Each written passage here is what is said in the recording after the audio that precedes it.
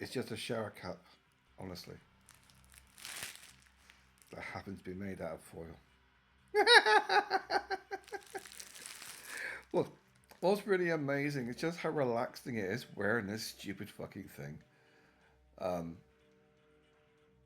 it is actually very relaxing. It's warm, but it's also very relaxing because you've got a constant noise when you live in a place that has phone reception or Wi-Fi. There's this constant background noise in your head. And then I put this on, stupid looking thing, and the noise fades away, which is, yeah, I can now cook my brain.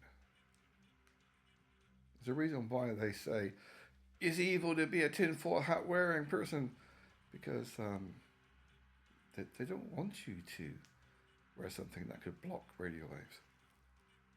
I wonder why.